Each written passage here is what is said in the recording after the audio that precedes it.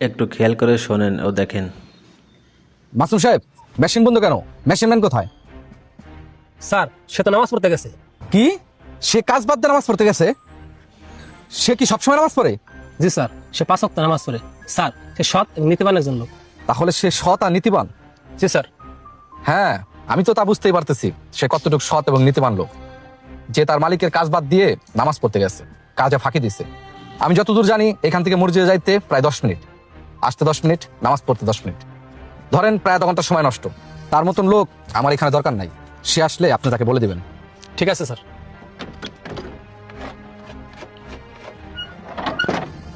জুয়েল ভাই, আপনার কাজ করতে হবে না, আপনার বাসায় চলে যান। আর কালকে থেকে কাজ আইসেন না, স্যার আপনাকে কাজ আসতে নিষেধ করেছেন। কেন ভাই? শুনেন ভাই, আপনি প্রতিদিন কাজ বাদ দিয়ে নামাজ পড়তে যান, আজকে স্যার সেটা দেখে ফেলেছে, এই কারণে আপনাকে কাজ থেকে বের করে দিয়েছে। ভাই এটা কোনো কথা?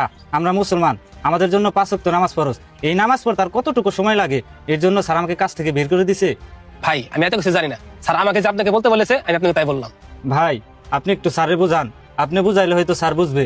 ভাই স্যার হচ্ছে এক কথার লোক, আপনার কথা বলতে যাইয়া পরে দেখুন যে আমার চাকরি নিয়ে টানটা লেগে গেছে। বড় জোর ভাই, আপনার জন্য আমি একটা কাজ করতে পারি, স্যার এই সাইডে গেছে, আপনার আমার সাথে নিয়ে যাইতে পারি। ঠিক আছে ভাই, চলেন। ভাই এটা কি মাল দিছেন? এরকম মাল দিলে আপনার সাথে আমি বিজনেস করতে পারবো না তো। স্যার ঠিক আছে, রাখি, পরে কথা বলি।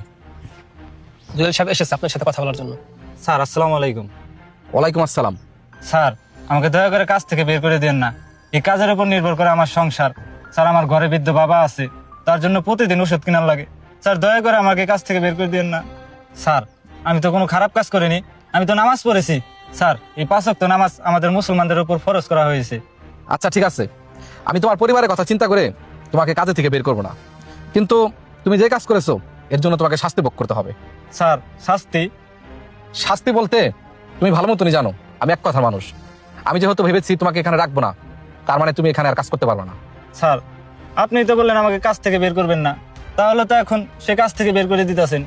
হ্যাঁ, তোমাকে আমি কাজে থেকে বের করে দিলাম, এটা ঠিক, কিন্তু এখান থেকে তোমার মতো ইমানদার ও সৎ ব্যক্তি আমি খুঁজেছিলাম। তুমি যে এখান থেকে মসজিদে যাও, এতে যে আমার কাজের সময় নষ্ট হয় তা না। এখান থেকে মসজিদ অনেক দূর, তোমার আসা যায় তোমার অনেক কষ্ট হয়।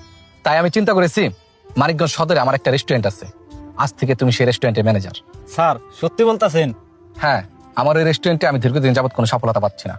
আমার বিশ্বাস আমার এই রেস্টুরেন্ট তোমার হাত ধরে বহু দূরে এগিয়ে যাবে। আর রেস্টুরেন্টের সাথে একটা মসজিদ আছে, আশা করি তোমার নামাজ পড়তে কোনো অসুবিধা হবে না। স্যার আমি আপনাকে কি বলে ধন্যবাদ দেই? স্যার আপনি আমার অনেক বড় উপকার করলেন। আমাকে ধন্যবাদ দেওয়ার কিছুই নাই, সবকিছু তো ওই উপর আল্লাহর হাতেই। আল্লাহ তাআলাই সবার ভাগ্য নির্ধারণ করে রেখেছে। আমাদের প্রতিটি মালিকদেরই উচিত যোগ্য ব্যক্তিকে যোগ্য জায়গায় বসানো এবং প্রতিটি স্টাফের আপদ